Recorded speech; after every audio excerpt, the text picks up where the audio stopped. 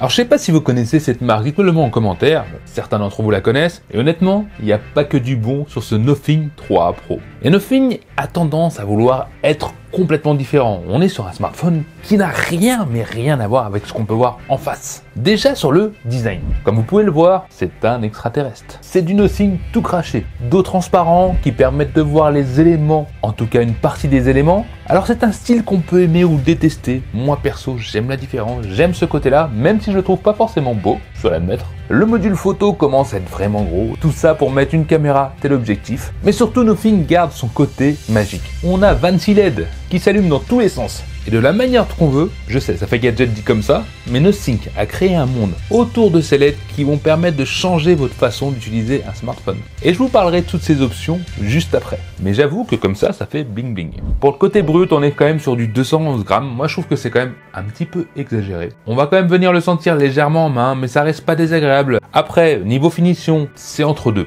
Il est très bien fini, mais on est sur un cadre en plastique. Le dos en verre transparent, lui, est protégé par du Panda Glass. Si vous ne connaissez pas, c'est du Gorilla Glass, plus abordable. Voilà, dans l'ensemble, le design, c'est on aime ou on n'aime pas, et c'est à vous de me le dire en commentaire. J'aurais aimé un petit truc en plus, que là malheureusement, c'est une erreur pour moi de Nothing, c'est qu'on a une protection IP64. C'est pas nul, attention, c'est bien, mais maintenant la concurrence, c'est mieux. J'aurais aimé avoir au moins IP67.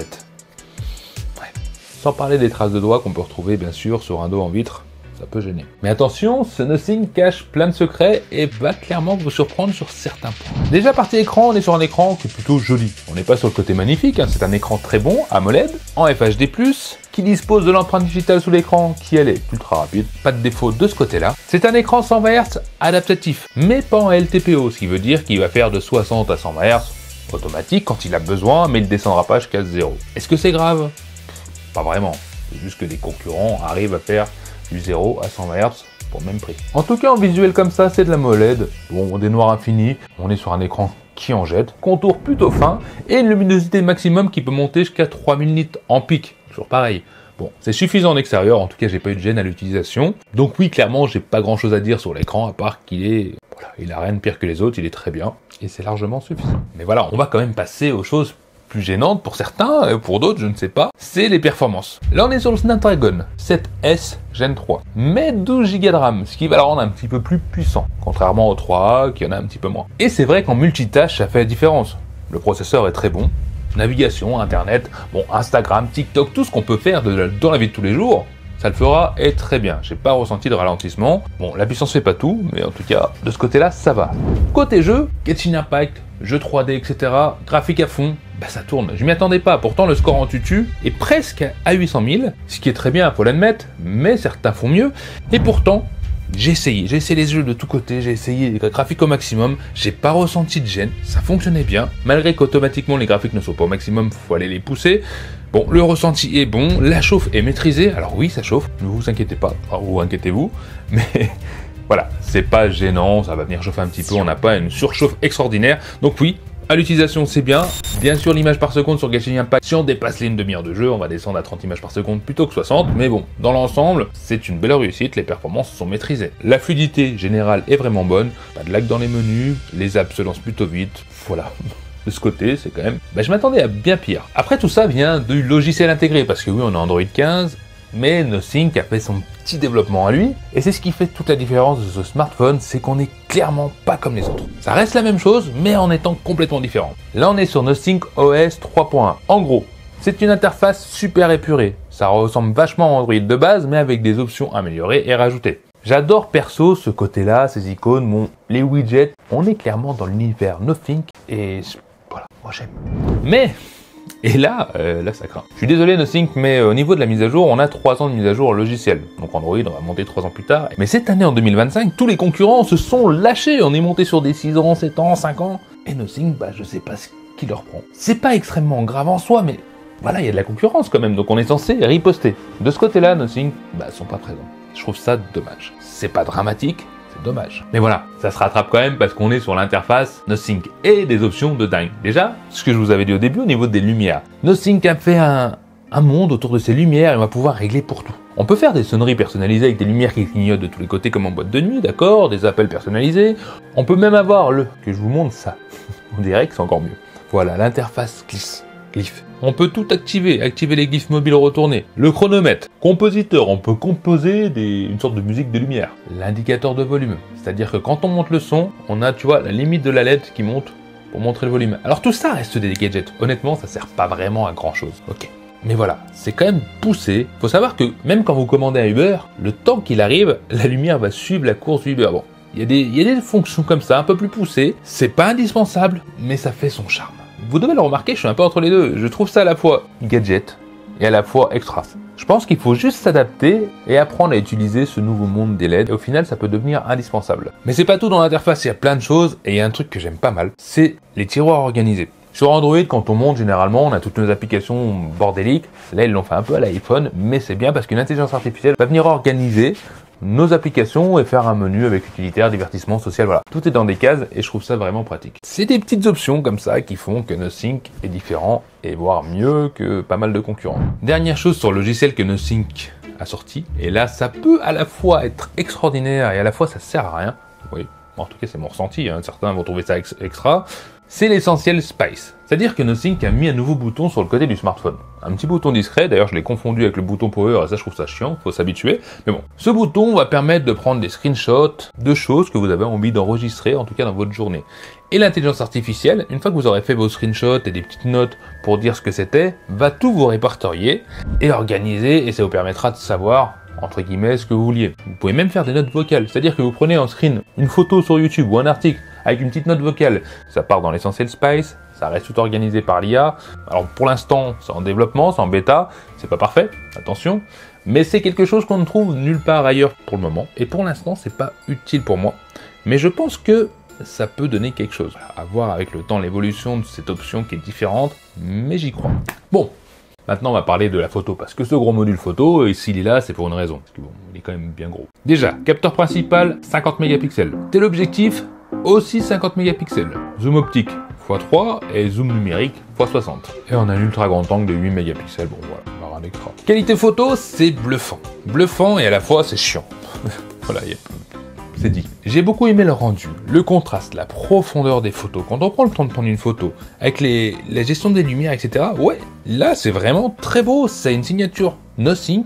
J'ai l'impression que ce Nothing n'a rien à envier des hauts de gamme. Bien sûr, des hauts de gamme pourront faire mieux sur certains points, attention. Je suis pas en train de dire qu'il rivalise totalement, mais je suis en train de vous dire que sa signature et son rendu lui donnent un aspect complètement différent et les couleurs et les détails sont bien présents. On est sur un smartphone qui a vraiment quelque chose. Je sais pas ce que vous en pensez, dites-moi en commentaire par rapport à ce que vous voyez, mais je trouve vraiment que le rendu, les effets de lumière, etc. sont très bons. En tout cas, ça donne de la profondeur et j'aime beaucoup. Par contre, il y a un par contre qui me gêne énormément. C'est que quand on prend des photos, il ne faut pas bouger. On bouge un petit peu, on prend une photo en marchant, ça devient chiant. C'est un petit peu trop, voire beaucoup. Je trouve ça dommage, surtout pour un smartphone entre guillemets aussi évolué du milieu de gamme. Alors peut-être que c'est moi qui sais pas prendre une photo, mais j'aime bien prendre des photos rapidement. Avec celui-ci, ça devient compliqué. Ou alors rapidement, mais il faut pas bouger à ce moment-là. Faut pas faire un petit mouvement.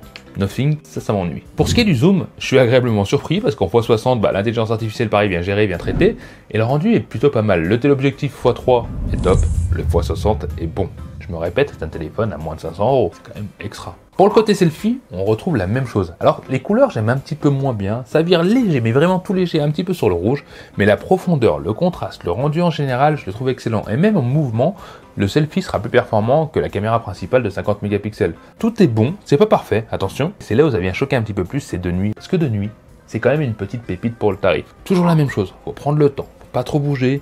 Mais les détails, les rendus sont vraiment excellents. J'adore ce contraste, j'adore cette profondeur sur les photos. Alors oui, si on vient prendre des lampadaires, ça a un côté baveux, etc. Parce qu'on a une lentille en plastique, bon, il n'y a pas de défaut, on est sur un smartphone à moins de 500 balles. Mais dans le détail, mais le travail des photos, le rendu en général, les grains, etc.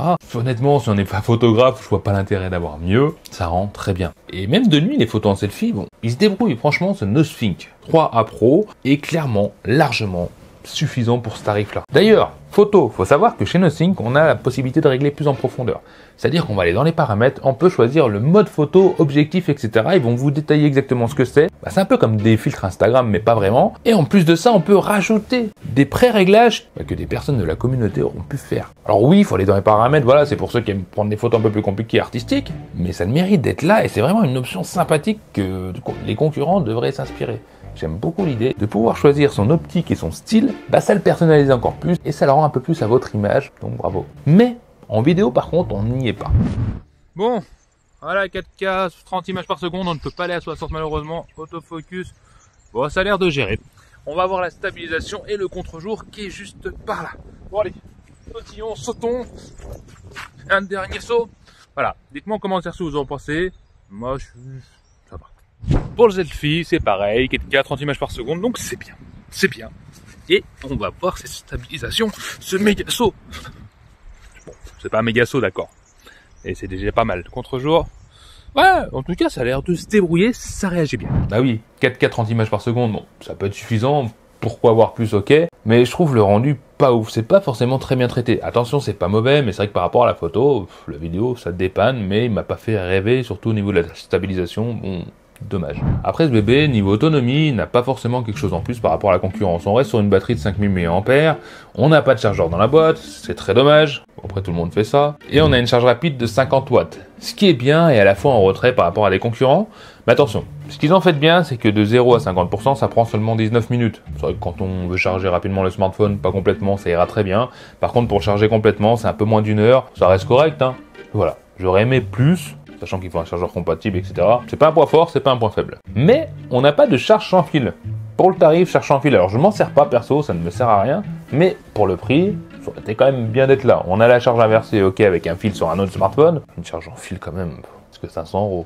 Si on oublie ce détail, niveau autonomie, on va tenir la journée. Beaucoup de smartphones font ça. Après, ça dépend de l'utilisation. Mais c'est vrai qu'utilisation intensive, photo, jeux, etc. Bon, un peu tout ce qu'on peut faire dans la journée. Il m'a tenu la journée, j'ai jamais ressenti le besoin de le recharger avant la fin de journée. Et j'ai même tenu des fois un jour et demi quand je l'utilisais un petit peu moins. Et voilà, donc l'autonomie est correcte, voire bonne pour le smartphone.